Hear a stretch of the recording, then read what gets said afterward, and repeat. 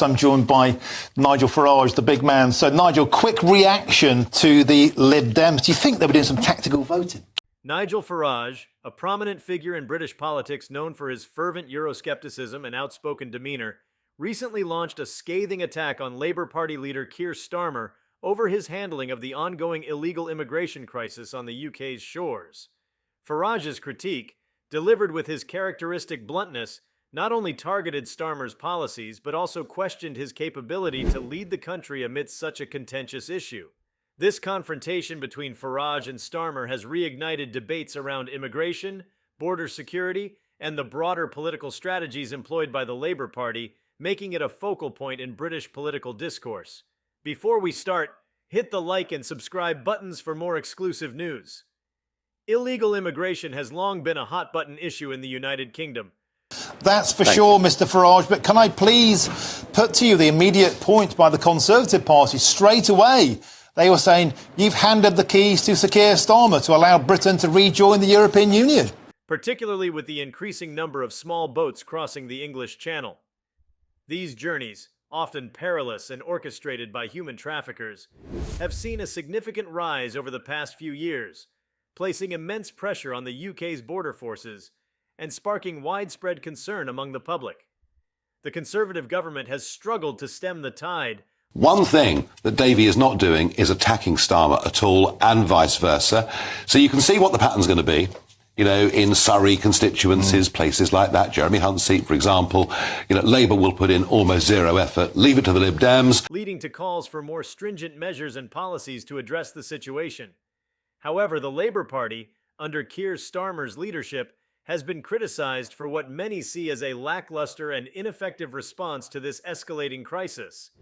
Nigel Farage, never one to shy away from controversy, seized upon this issue to deliver a pointed critique of Starmer. A new approach to small boat crossings that will secure Britain's borders, prevent the exploitation by tackling it upstream, and smash the criminal smuggling gangs. And as the first step in this plan, in his usual style, Farage did not mince words, accusing the Labour leader of failing to grasp the severity of the situation and of being more concerned with appeasing the progressive wing of his party than addressing the real concerns of ordinary Britons. Farage's rhetoric painted a picture of a country under siege, where the government's inability to control its borders was leading to widespread chaos and insecurity. According to Farage, Starmer's handling of the crisis was emblematic of the broader failures of the Labour Party. With net migration running at 750,000 a year, a total betrayal of the Brexit vote. As the MRP poll that was published by Sky News at 5 o'clock shows, with or without me, the election's over anyway. This is about who can form, which he argued had lost touch with the working-class voters who once formed its base. Farage's criticism was not merely a personal attack on Starmer, but a broader indictment of Labour's approach to immigration and border security. He argued that under Starmer's leadership, Labour had become too focused on political correctness and too afraid to take the tough decisions necessary to protect the country's borders. This, he suggested, was in stark contrast to his own vision of a Britain that was in control of its destiny, particularly after Brexit. I've ever seen. Mind you, there is some competition around these days. But despite that, they'll probably get a low percentage of the overall vote, but they might up their seats quite considerably. And they'll be going for those Tory Shire seats, of course, the NIMBY seat. Farage's message was clear. In a post-Brexit world, the UK needed strong leadership that was willing to take decisive action on issues like immigration, rather than pandering to the liberal elite. The issue of illegal immigration, particularly via small boats crossing the Channel, has become a symbol of the broader challenges facing the UK in the wake of Brexit. While leaving the European Union was supposed to allow Britain to take back control of its borders, new resources and a new way of doing things. Border Security Command. Now, this is about leveraging the power and potential of dynamic government, based on a counter-terrorism approach which we know works. The reality has proven more complex. The surge in illegal crossings has highlighted the difficulties of maintaining border security in an increasingly interconnected world, where human traffickers are becoming more sophisticated and desperate individuals are willing to risk everything for the chance of a new life in the UK. Farage's critique of Starmer thus resonated with a significant portion of the public. What I'm pretty certain of is the Conservatives and opposition will row with each other, hate each other, maybe even more than they do in government, and say reform is here to be a voice of opposition and to get ready and prepare and campaign for 2029. And Nigel, you spoke about who feel that their concerns about immigration are not being taken seriously by the political establishment. Keir Starmer, for his part, has sought to present himself as a leader who can navigate the complexities of modern Britain while also offering a more compassionate approach to issues like immigration. However, his position has often been a difficult one to maintain. On the one hand, he must appeal to traditional Labour voters, many of whom are concerned about immigration and its impact on their communities. been forced to spoke with Sir Keir Starmer earlier on about how the Labour Party are going to tackle the current Channel crisis. We absolutely have to stop the boats. There's no question about that. We shouldn't have anybody making that dangerous journey across the Channel. On the other hand, he must also satisfy the more progressive elements of his party who advocate for a more open and humanitarian approach to immigration. This balancing act has left Starmer open to attacks from both the right, who accuse him of being too soft on immigration, and the left, who argue that he is not doing enough to stand up for the rights of migrants and refugees. Not a Cinderella service, an essential frontline defence that communities like this can depend on. To do all that, Border Security Command will bring together hundreds of specialist investigators, the best of the best. Farage's attack on Starmer over the handling of the illegal immigration crisis is a reflection of the broader polarization within British politics. The issue of immigration has become a key battleground in the struggle for the soul of the nation, with different political factions offering starkly contrasting visions for the future. For Farage and his supporters, the answer lies in a more robust and assertive approach to border security. Is it those people that got to you to make you change your mind, a sense of when you're eyeball to eyeball with the electorate, that sense of disappointment in you not standing? Is that the key factor that made you stand up this time? One that prioritizes the safety and sovereignty of the UK above all else. For Starmer and many in the Labour Party, the challenge is to find a way to address the concerns of the electorate while also staying true to the party's values of fairness and compassion. The small boats crisis, as it has come to be known, is not just a logistical and humanitarian challenge, but also a political one. Okay, Nigel, before we move on to that explosive interview with Trevor Phillips, any reaction there to Sir Keir Starmer talking tough on stopping the boat? Yeah, we've been trying to smash the drugs gangs now for decades.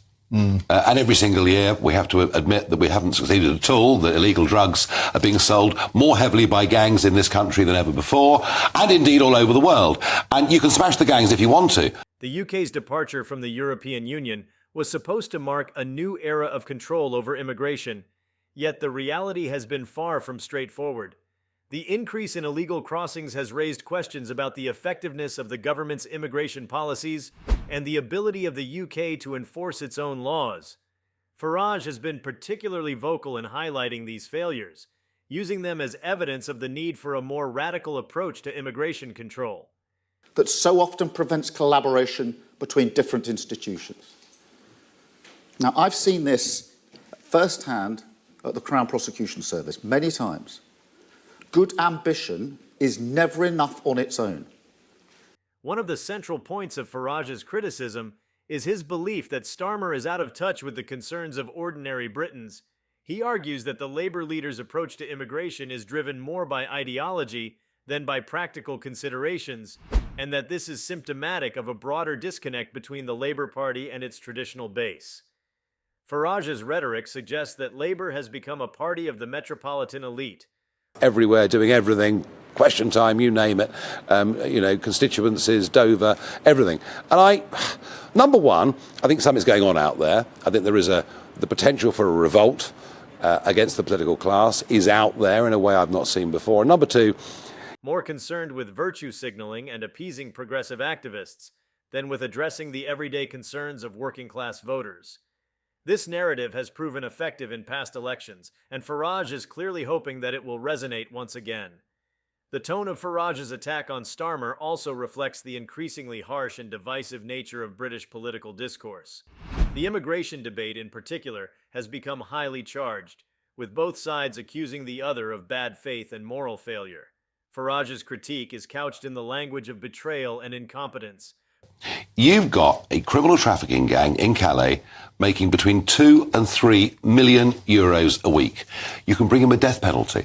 There'll still be people queuing up to conduct that trade. Starmer is offering literally nothing whatsoever. You could argue Portraying Starmer as not just ineffective but actively harmful to the country's interests. This kind of rhetoric, while polarizing, is also highly effective in mobilizing support among those who feel disillusioned with the political status quo. Starmer's response to Farage's attack has been somewhat muted, reflecting the difficult position he finds himself in.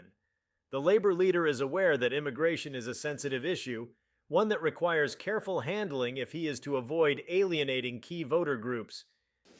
It's absolutely essential. These criminals do not respect national borders. I mean, when I was at the Crown Prosecution Service, we had prosecutors posted in Pakistan working on counter-terrorism operations.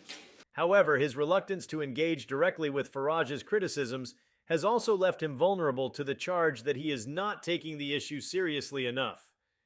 This perception is likely to be exploited by Farage and other right-wing figures, who are keen to paint Labour as weak and indecisive on matters of national security. People's Army that we built in the UKIP years, they just feel very let down by me. And yesterday morning, getting this sort of feeling of terrible guilt about what was going on, and I concluded I cannot let these people down. The broader context of this confrontation between Farage and Starmer is the ongoing struggle for control over the narrative surrounding immigration in the UK. Since the Brexit referendum, immigration has remained one of the most contentious issues in British politics, with public opinion deeply divided. The rise in illegal crossings has only heightened these tensions. there's no substance of any kind on anything. He maintains that stopping the criminal gangs is the answer, going down line and not bothering about controlling our own border in Britain. Well, he's making that argument. He's also talking about a deal with the EU, which may mean even more people finish up coming here than... As the government's efforts to control the situation have been met with limited success, Farage's intervention is part of a broader strategy to shift the debate in a more hardline direction, emphasizing the need for tougher measures and stricter enforcement. In contrast, Starmer has tried to position himself as a more moderate and balanced voice on immigration. Seen it in real time. If you've pulled all the intelligence in one place, if you've spent weeks, months, years mapping out the patterns of criminal activity, bringing in prosecutors to help assess the vital evidence, then you cannot have your raid in London. Advocating for policies that are both firm and fair. However, this approach has not always resonated with voters, particularly those who feel that the government has lost control of the situation. Farage's critique taps into this sense of frustration, offering a more straightforward and uncompromising alternative to what he sees as the muddled and ineffective policies of the Labour Party. You've tried 7 times, you haven't succeeded in being elected yet. What's different this time? Do you think the volatility in the electorate? Do you think the appetite for change? Or are you destined to fail once again? Ridiculous. This contrast between Farage's clarity and Starmer's cautiousness is likely to be a key factor in shaping public perceptions of the two leaders. The issue of illegal immigration, particularly through small boats, is likely to remain a major point of contention in UK politics for the foreseeable future. The gangs are only there because we allow people to stay. Starmer will do nothing, and Rishi's plan's going to fail as well. OK, now let's turn to the main event, the reaction to that interview yesterday on Sky News with Trevor. The challenges of controlling the country's borders in an era of global migration are immense, and there are no easy solutions. However, the political implications of the crisis are clear. It has become a litmus test for leadership and a defining issue for voters concerned about national security and sovereignty. Or later than the coordinating raid in Paris. So yes, we need more cooperation on illegal migration. We need a new partnership with Europol. We need access to real-time intelligence sharing networks that are so crucial to our security. Farage's attack on Starmer is just the latest salvo in a broader battle over the direction of British immigration policy, one that will likely continue to shape the political landscape in the years to come. If you liked this video, please give it a like and subscribe to our channel. Also, could you leave your comments below and tell us, how do you think this will impact UK immigration policy? We want to hear from you. Thank you for watching, and see you next time.